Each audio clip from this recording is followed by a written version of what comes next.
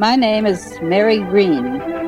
I'm the wife of Dennis Green, who with Anthony Boucher wrote the radio plays that were used by Basil Rathbone and Nigel Bruce on their broadcasts of the new Adventures of Sherlock Holmes.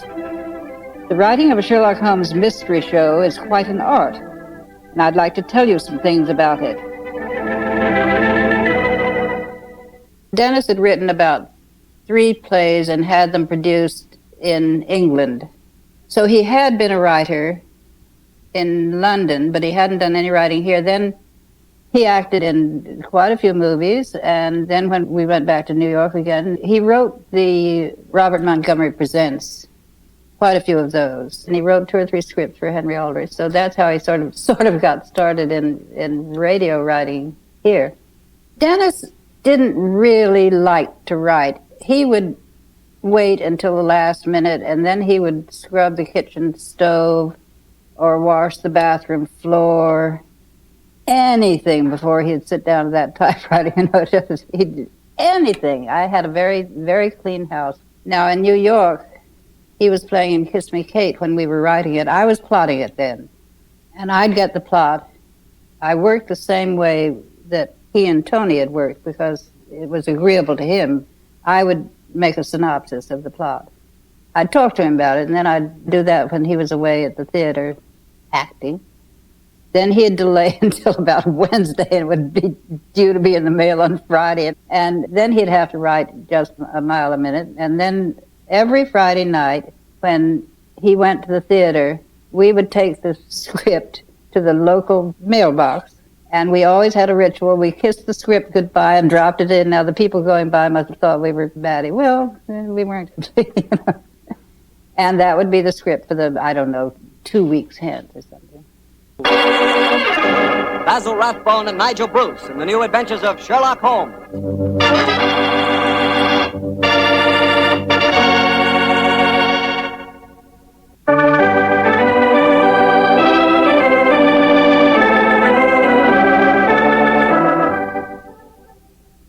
And now I'm certain our good friend Dr. Watson's waiting for us. Let's go in and join him. There you are, Mr. Bartell. Punctual to the minute, as always. Well, this is one doctor's appointment I'm eager to keep. Nice of you to say so, my boy. Draw up your usual chair and make yourself comfortable. Thanks. Well, Doctor, today's April the 1st. Did anyone try and play any jokes on you? Yes, we did, Mr. Bartell, but I'm happy to say that nobody caught me. Not as in the story that I'm going to tell you tonight, when an April Fool's Day prank certainly scored a bullseye.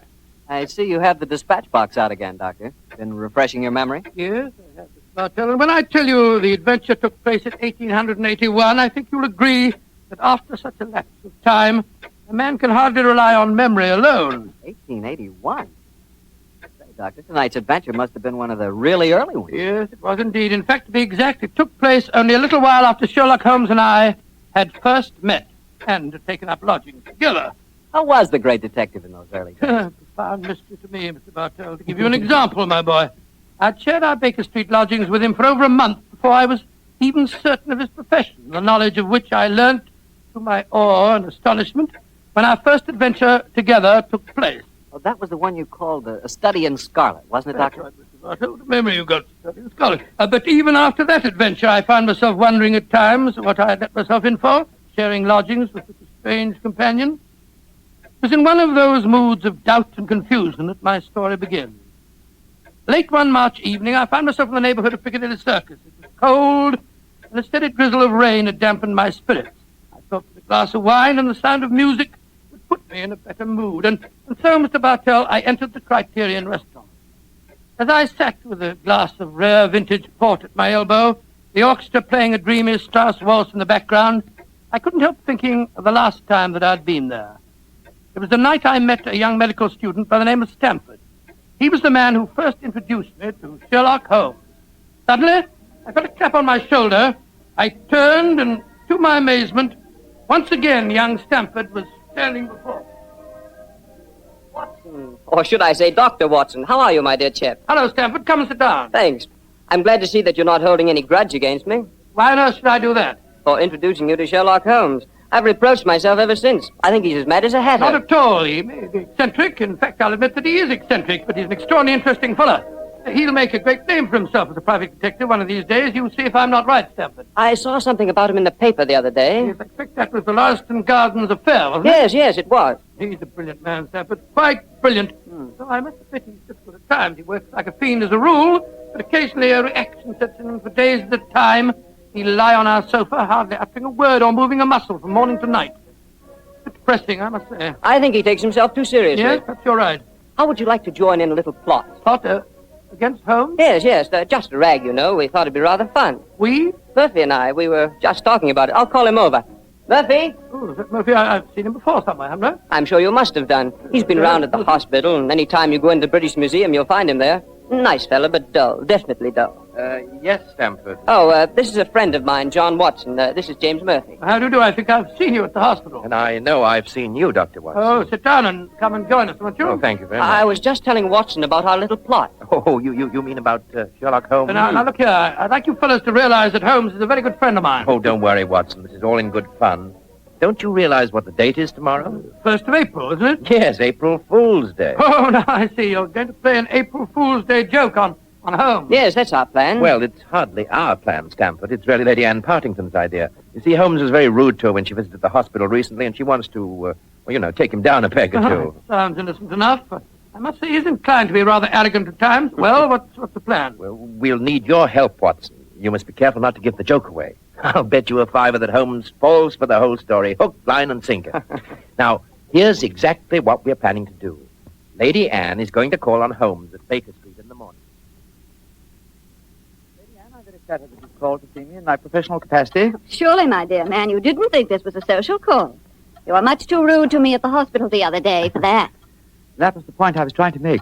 Please sit down, won't you? Take this chair, won't you, Lady Anne? It's by far the most comfortable chair in the room. Oh, thank you, Dr. Watson. And now, what can I do to help you?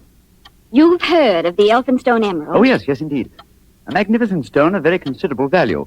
An heirloom in your family, I believe. Yes, Mr. Holmes. I keep it in a wall safe in my bedroom. This morning, when I had occasion to go to the safe, I discovered that the emerald had been stolen. Stolen? Good Scott. What a shocking business. Of course you want Mr. Holmes to recover it for you. A remarkable deduction, my dear doctor. Lady Anne, when you opened the safe, did you observe any signs of it having been tampered with? Oh, I think it's rather stupid to sit and answer questions here in Baker Street. Why don't you come over to my house in Cavendish Square and examine the safe for yourself? You are a detective, aren't you? Lady Anne, just now you accused me of rudeness. I assure you that mine, at least, was unintentional. Oh, come, Holmes. Don't be so touchy. I can promise you a substantial fee, Mr. Holmes. I'm a struggling practitioner in a new profession, eh? My poverty, but not my will, consents. I pay thy poverty, and not thy will. You see, I can quote my Shakespeare, too, Mr. Holmes. My carriage is waiting, gentlemen. Let's drive over to Cavendish Square at once, shall we?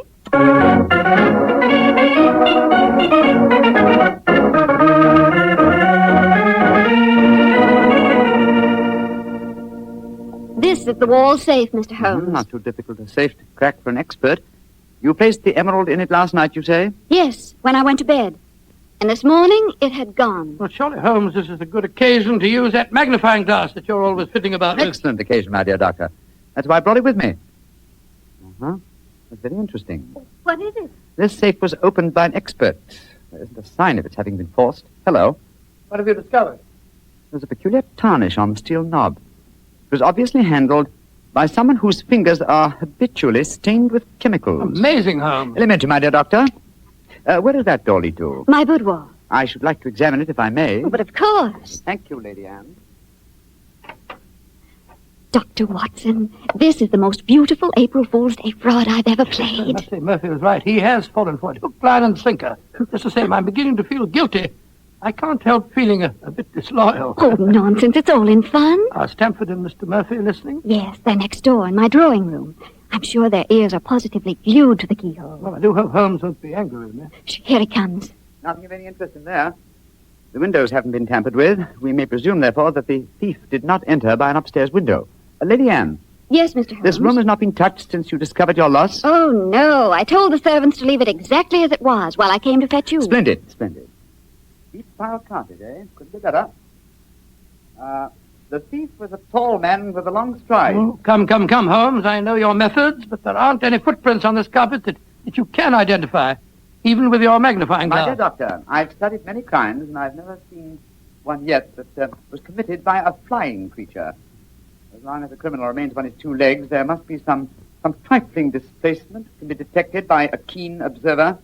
I assure you that the marks on this carpet indicate that the thief was a tall man with a long stride. Traces of tobacco ash, pipe tobacco, bag tobacco that sells at 4p an ounce. Oh, now, really, Mr. Holmes, how can you possibly identify an individual tobacco? Oh, it's a hobby of mine. In fact, I've even written a monograph on the subject. Now, one more look at the safe itself. Hello. What's this powdered dust here? What? It's rosin. A distinct trace of rosin. Lady Anne, I suggest that you get in touch with Scotland Yard at once. You mean that you've solved it, Holmes? I mean, my dear doctor, that I can give you a reasonably complete picture of the thief, and that picture is so individual that I'd be surprised if it would fit more than one man in London. Why, this is pure magic, Mr. Holmes. Please describe him to me. Well, he's a tall man. The width of his stride indicates that, and he's thin. Well, what enables you to tell that, Holmes? His footprints have made a remarkably light indentation on the mat of the carpet. Our thief dabbles extensively in chemicals, as indicated by the tarnishing of the knob on the safe, and the traces of rosin would suggest that he plays the violin also. He smokes shag tobacco, has a great practical knowledge of the ways of combination locks, and he's obviously in close contact with the criminal classes. How do you know that, Mr. Holmes? Well, he wouldn't steal a famous stone unless he knew how to dispose of it through some trustworthy fence. Yes, it's a very comprehensive picture, Holmes. I almost feel as if I knew the chap. Thank you, Doctor. I'm sure there's only one man in London, and it shouldn't be hard to trace him. I agree entirely, Mr. Holmes. Dr. Watson, I think the joke has gone far enough. Joke? What do you mean? You're quite right, Holmes, in saying there's only one such man in London. You've just given a perfect description of yourself. April Fool. Dr. Stamford, Mr. Murphy, you can come in now. April Fool, Holmes. April Fool. April Fool.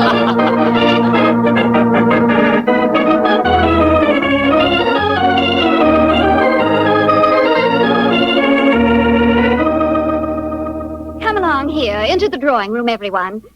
Let us drink a glass of wine to Mr. Holmes, who has so graciously forgiven us for the little trick we played on him. And also to Dr. Stamford, who thought of the whole idea. No hard feelings, Holmes. Oh, no, Doctor. Oh, it was a rather embarrassing experience. When Murphy told me about the plan, I just couldn't resist joining him. Ah, here you are, Holmes. Here's a drink. Thank you, Stamford. You know Murphy, don't you? No, I don't think we've met. How do you do, sir? How do you do, Holmes? How did you like the little game we played on It you? was rather a salutary experience. I suppose you gave them all the details to build up the picture of me, eh, Doctor? Yes, I did, Holmes, and knowing some of your methods, we tried to plant every clue that you would pick up. Very neat job, too, and incidentally, a perfect example of the dangers of deductions based on purely circumstantial evidence. I shall profit from this little lesson. I must say it was worth a fortune in emeralds to see your face, Holmes, when you realized what you'd done. Well, the joke's over now. By the way, where is Lady Anne? I believe she said she was going to fetch the Elphinstone emerald. She thought you might be interested in seeing it. She probably feels the sight of it will salve my wounded vanity. Oh, here she comes now. Mr. Holmes! Mr. Holmes! What's wrong? What's happened, Lady Anne? The emerald, it's not where I hid it. This time it's really stolen.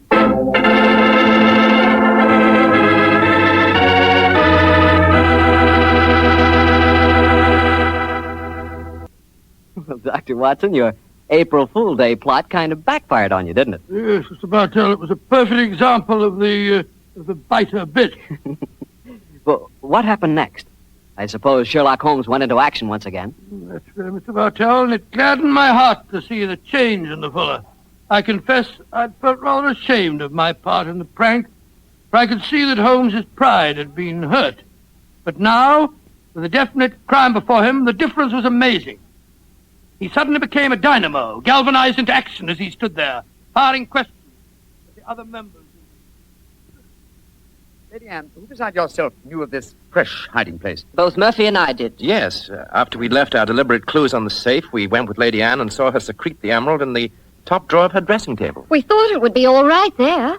After all, as soon as the joke was over, I was going to put it back in the safe. I think our wisest plan before we question the servants would be for each one of you who were in this April Fool's Day prank to submit to being searched. Holmes, surely you don't suggest that any one of us took the emerald? No, Stamford, I don't. But if any one of you four are not guilty, this will be a splendid way of proving your innocence. I say, steady, Holmes. You're not suggesting that Lady Anne stole her own emeralds, are you? Are you, Mr. Holmes? I'm suggesting nothing, but I may point out that the recent vogue for the insurance companies has provided another interesting motive for these so-called thefts. I resent your insinuation. It's outrageous. Lady Anne, if I'm to recover your emerald, I must at least consider every possibility. A search is the most immediate practical action. And perhaps you'll retire into the next room while I persuade these gentlemen to submit to being searched. Very well, but I think you're in danger of making a fool of yourself once again. No, wait, don't go, Lady Anne. A search won't be necessary. What do you mean, Murphy? I must throw myself on your mercy, Lady Anne. I confess that I stole the emerald. Murphy! After you put it in the drawer, Lady Anne, I slipped back into the room and took it out. Murphy, that's a criminal action. I know it, but I'm poor. I need money desperately for my mathematical research. I knew the emerald was priceless, and I couldn't resist the temptation to take advantage of a joke. Here, Lady Anne, here's the stone, and please don't prosecute me. Please don't. It'd be my ruin. May I examine the emerald, Lady Anne? Thank you. Well, Mr. Murphy, I won't pretend that I'm not deeply shocked. I must ask you to leave my house. But you won't prosecute me, will you? It was a moment's temptation. No, I won't prosecute you. Holmes, what are you doing with the emerald? Well, knowing something of the deceptive ways of thieves, I came on this case fully prepared to test the emerald when I found it. Now, a drop of this acid on this vial, so... Mr. Holmes, what are you doing? You'll injure the stone. No, not if it's a true emerald. Uh-huh, look at that. Good Lord, the acid's eating to the stone as if it was sugar. Then that means It means, Lady Anne, that Mr. Murphy has just imperiled his honor and his freedom to steal a singularly beautiful fake.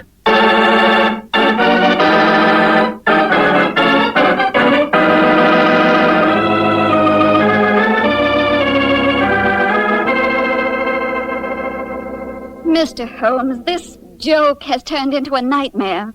Is there no way of recovering my emerald? I hope so, Lady Anne. I've been taking steps in their logical order. The servants have all been questioned. We've searched Mr. Stamford and Mr. Murphy. Yes, most humiliating experience. Made me feel like a criminal. Well, personally, I was only too thankful to submit to a search this time. I knew I had nothing to worry about. And you yourself, Lady Anne, you consented to being searched by the police matron that Holmes sent for? Only because he threatened to send for the police if I didn't.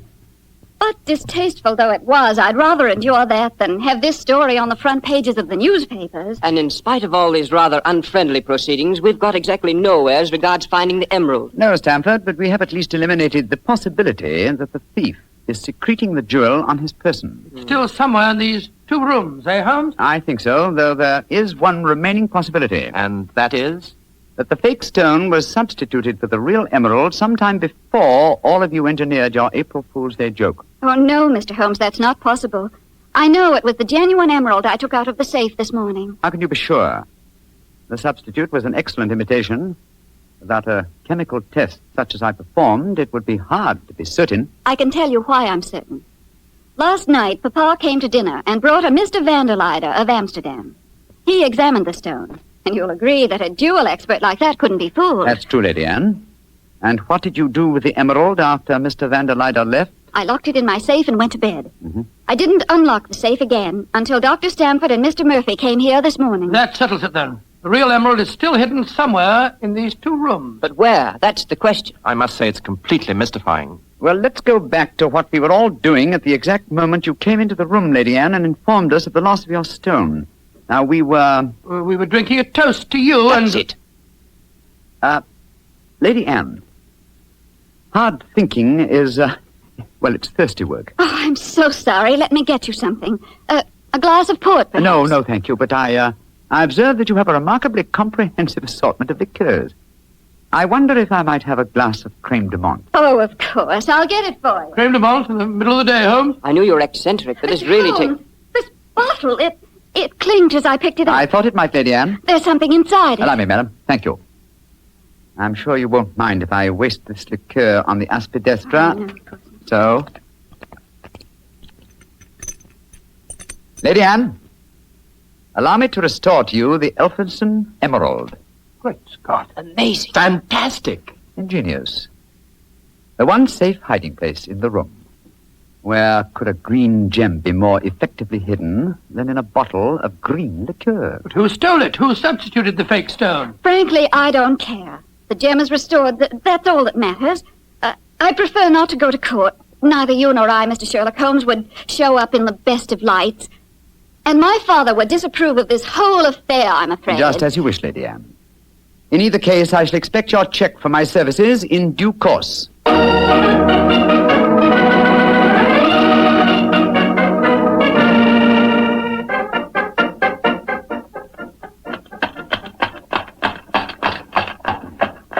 Well, here we are at the Criterion again, Stamford. Won't you come in and join us for lunch? Thanks, Watson, but I'll keep the cab and go on. I actually have a patient this afternoon. A rare and delightful experience for a young doctor, as you probably know. As rare and delightful as a client is for a young detective, eh, Stanford? Yeah. I quite understand, and I'm correspondingly grateful to you for your profitable hoax. I'm glad it was profitable for you. Personally, I feel pretty stupid about the whole thing. Well, goodbye. Goodbye, old fellow. Goodbye. 39 Onslow Square, cabby. You're remarkably quiet, Murphy. Well, I'm afraid my conscience won't let me do much talking, Doctor. I'm heartily ashamed of myself. Well, thanks for the lift. I'll leave you chaps Oh, there. nonsense. You'll join us for lunch, Murphy. But, No buts about it, I insist. Come on. Well, it's awfully nice of you. Oh, come, Murphy. Any one of us can make a foolish mistake. It's just lucky that you didn't have to pay for yours.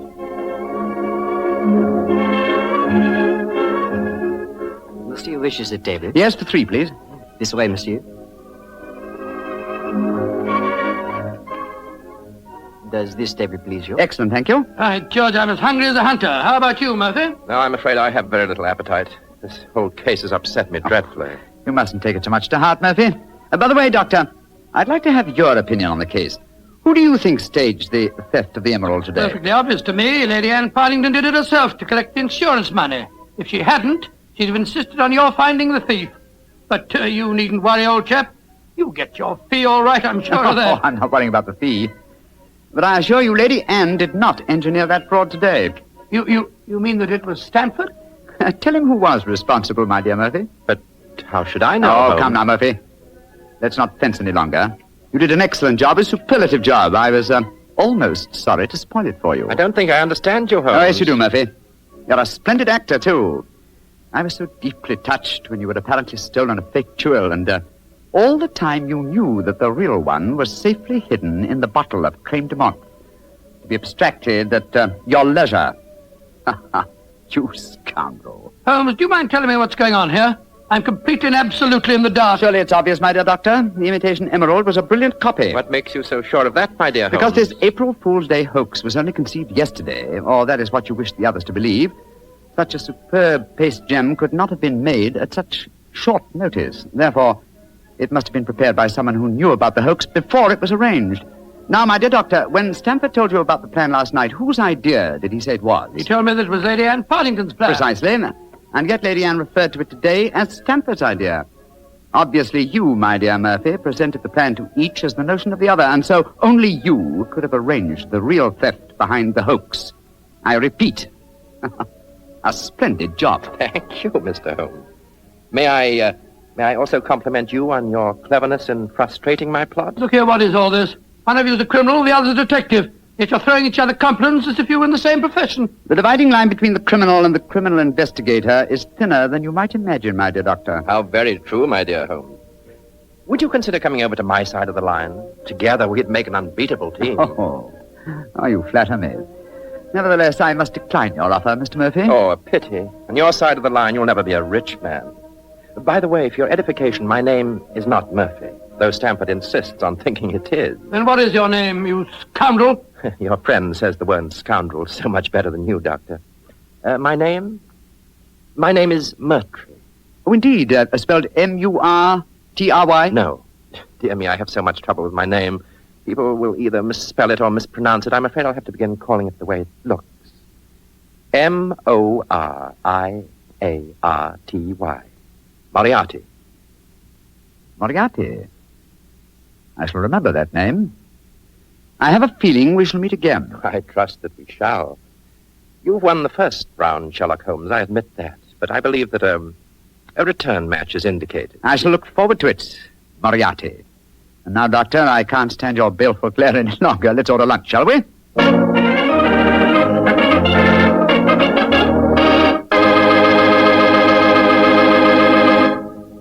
Doctor, that was a pretty hectic April Fool's Day. Yes, it was. I never want to see another one exactly like it. I don't blame you. You know, I'd sure hate to have someone come to my house and pull a trick like that on me. Why, Mr. Bartell, do you have a precious emerald you fear may be stolen? Are you kidding? I wouldn't know the difference between a precious emerald and a piece of green glass. But when it comes to rubies, now that's something else. Oh, you would know a ruby when you saw it. Sure. Well, Dr. Watson, what's the prescription for next week's Well, story? next week, Mr. Bartell, I'm going to tell you a rather unusual story. It concerns a series of strange disappearances and a murder without apparent reason, and yet it was a case that Sherlock Holmes solved without ever meeting any of the suspects. I call it the singular affair of the disappearing scientist. Well, I'm sure we'll all want to hear that one, Doctor. Oh, I'm sure. Well, we got that. Oh, well, before you go, Mr. Bartell, I want to urge our friends to do all they can to save on the use of all wheat and rice products, and also fats and oils. There are millions of families literally starving to death in Europe and Asia. We're not being asked to give them our food. We're just being asked to take it easy on certain foods so that there will be some left for them to buy. I know there isn't one person listening to me tonight who would knowingly let anyone starve. And remember, unless you do help, thousands of little children will starve. So please, let's share a meal and save a life. Tonight's Sherlock Holmes adventure was written by Dennis Green and Anthony Boucher and was suggested by an incident in Sir Arthur Conan Doyle's story, A Study in Scarlet. Music is by Dean Fossler.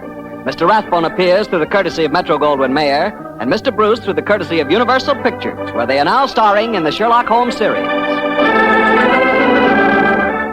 Invite you to tune in again next week, same time, same station. Sherlock Holmes comes to you from our Hollywood studios.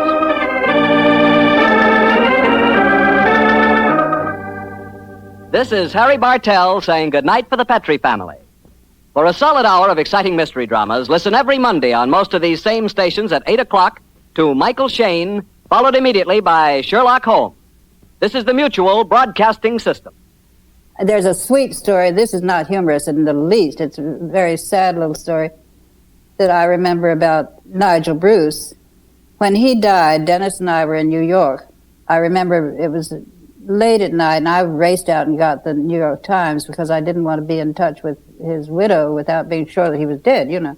And I remember we wired Mrs. Nigel Bruce, so Hollywood, and breaking the code, this little voice, the operator, out of the dark after she took the message came, "Is Dr. Watson really dead?" Now, you know, that's sweet. That's dear. The public loved Nigel Bruce. Loved the way he did Dr. Watson. The Baker Street people, irregulars and that sort of thing, looked down on the way he did Dr. Watson, but the public loved him. And he was charming. He wasn't the Watson that Conan Doyle wrote. He created his own character on his own personality, and it was a lovely personality. Funny man, funny. Noisy. He had a big booming voice. We had a little house in Malibu, Encinal. Nigel, Willie, and his wife had a house maybe a mile away. We had a cat. Willie had 4 dachshunds. In our little house, our cat would stiffen and hide when Willie and those dogs would come out of his house, and he'd walk down that mile, and it got louder and louder and louder as he came, because he's exuberant, you know, with his great, lovely, exuberant voice and manner, and oh, he's a lovely, lovely man. This is Mary Green. I'll return in a moment with more interesting highlights about the radio series and another new adventure of Sherlock Holmes.